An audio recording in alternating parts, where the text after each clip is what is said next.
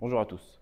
Aujourd'hui, on va parler de presser un citron pendant Shabbat. Est-ce que c'est autorisé ou alors c'est interdit? Alors tout d'abord, pour introduire, on va parler d'où vient l'interdit de presser pendant Shabbat. Il faut savoir que presser des fruits pendant Shabbat, c'est quelque chose qui n'est pas forcément permis. De manière générale, c'est interdit. Tout ça vient. Dans les 39 travaux du Mishkan, un des travaux qui était fait pour confectionner le Mishkan, c'est de là qu'on apprend les interdits de Shabbat, c'était le travaux de Disha. Qu'est-ce que ça veut dire Disha? On prenait les épis de blé qu'on a accueillis, et à ces épis de blé qu'on a accueillis, on mettait une plaque dessus, sur laquelle on faisait une pression très forte, et cette pression, en fait, elle faisait en sorte que le blé, il se détachait de l'écorce du blé. D'accord. Maintenant, de là, on apprend l'interdit de Disha. Les sages, ils extrapolent cet interdit-là à l'interdit de presser. Pourquoi? Parce que le fondement des choses, c'est le même. Le fondement de prendre une écorce, prendre un blé avec son écorce et l'écraser et en sortir de là le blé, c'est exactement pareil que de prendre un fruit, presser le jus de ce fruit et en extraire ce qu'on veut extraire de là. Donc étant donné que les deux choses, à proprement parler, se ressemblent, alors les sages ils diront aussi interdit de presser. Maintenant, dans l'interdit de presser, il y a trois catégories de fruits. Il y a les fruits, il y a l'olive et les raisins, qui sont les fruits que tout le monde presse, et que le but de presser ces fruits, c'est pour en donner de l'huile ou des raisins, et que la majorité des raisins et des olives, elles sont faites pour confectionner de l'huile ou du raisin, ou du vin, pardon. Alors, ces fruits-là, l'interdiction de les presser, elle sera minatora. En dessous de ça, on a une deuxième catégorie, qui est les fruits que certaines personnes ont l'habitude de presser, mais pas tout le monde. Et donc ces fruits-là, l'interdiction de les presser, elle est midera banane. Troisième catégorie de fruits, c'est les fruits que la plupart des gens n'ont pas l'habitude de presser.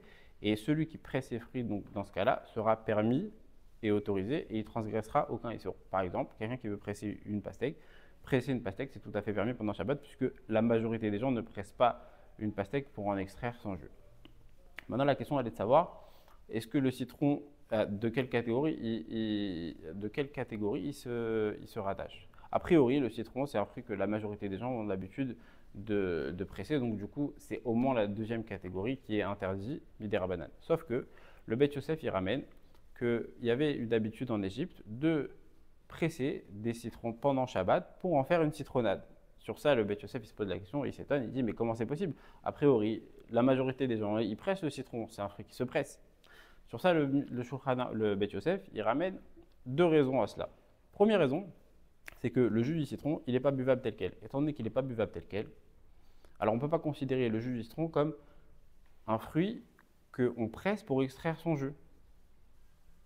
Très bien. Deuxième raison que le Shulchan Aruch, le Beth Yosef, il ramène, c'est que le citron, il était toujours pressé sur un liquide. Donc on ne lui a jamais donné le statut de jus à part entière. Maintenant, la question est de savoir comment le Shulchan Aruch il a tranché la halakha. Le Shulchan Aruch, dans le Siman Shin Kaf Seif Vav, il ramène, il est permis de presser des citrons. Sur cela, il y a une marloquette dans les décisionnaires, comment le Shulchan Aruch il a été posé. Il y en a qui disent que le Shulchan Aruch, étant donné qu'il n'a pas précisé quelle raison il a décidé, ça veut dire qu'il faut, pour permettre aujourd'hui de presser des citrons, les deux raisons. Et étant donné qu'aujourd'hui, beaucoup de gens ont l'habitude de presser des citrons dans des ustensiles qui sont vides pour les conserver, alors aujourd'hui, on ne peut pas permettre de presser des citrons. Deuxième avis, c'est celui du Rav Ovadia Yosef. Il dit que, et il ramène beaucoup de poskim qui pensent comme ça, c'est que comme le Shulchan Aruch, il a parlé et il a tranché sa halakha de manière claire, et il n'a pas dit que ça va dépendre de l'habitude des gens, ça veut dire que le Shulchan Aruch, il a tranché sa halakha de manière intemporelle. Et donc, ça veut dire que la raison la plus importante et la raison que le Shulchan Aruch considère comme la raison de la halakha, c'est quoi? C'est le fait que le jus du citron, il n'est pas buvable tel quel. De ce fait, après on va dire, il est permis de presser un citron dans un verre. En conclusion, la halakha, elle est que presser un citron dans un verre vide, mi-karadine, c'est permis. Ceux qui veulent se montrer plus méticuleux et craindre les décisionnaires qui interdisent, ils peuvent prendre le citron et le presser directement dans leur salade ou dans un aliment. Dans ce cas-là, ce sera permis d'après tous les avis.